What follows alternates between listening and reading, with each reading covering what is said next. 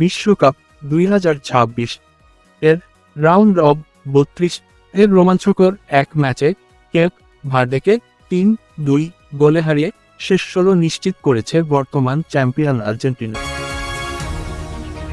নির্ধারিত 90 মিনিটে দুই দল দুই সমতায় থাকায় ম্যাচ গড়ায় অতিরিক্ত সময়ে, যেখানে জয়সূচক গোল করে আলবিসেলেস্তেদের পরের রাউন্ডে তুলে দেন ক্রিস্টিয়ানো রোমেরো। ম্যাচের প্রথমার্ধে 29তম মিনিটে লিওনেল মেসির গোলে এগিয়ে যায় আর্জেন্টিনা। তবে দ্বিতীয়ার্ধে দুর্দান্ত লড়াই করে দেরো দুয়ার্তের গোলে সমতায় ফিরে কেপ ভার্দে। অতিরিক্ত সময়েও দুই দলের পাল্টাপাল্টি আক্রমণে ম্যাচ জমে ওঠে। শেষ পর্যন্ত 111তম মিনিটে কর্নার থেকে আসা বলে হেড করে জয়সূচক গোল করেন রোমেরো।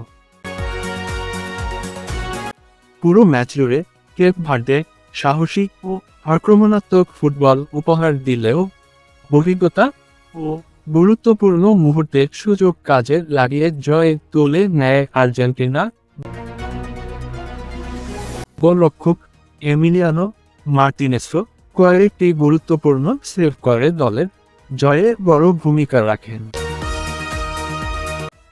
এই জয়ের ফলে আর্জেন্টিনা 2026 বিশ্বকাপের শেষ 16তে জায়গা করে নিয়েছে।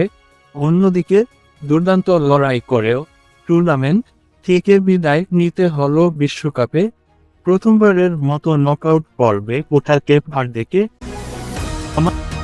তো প্রিয় দর্শক, আপনাদের কি মনে হয় আর্জেন্টিনা কি এই জয় নিয়ে এবারও হতে পারবে বিশ্ব চ্যাম্পিয়ন? কমেন্টে আমাদের জানান। খেলাধুলার সব আপডেট সবার আগে পেতে আমাদের চ্যানেলটিকে সাবস্ক্রাইব করে পাশে থাকুন। আল্লাহ হাফেজ।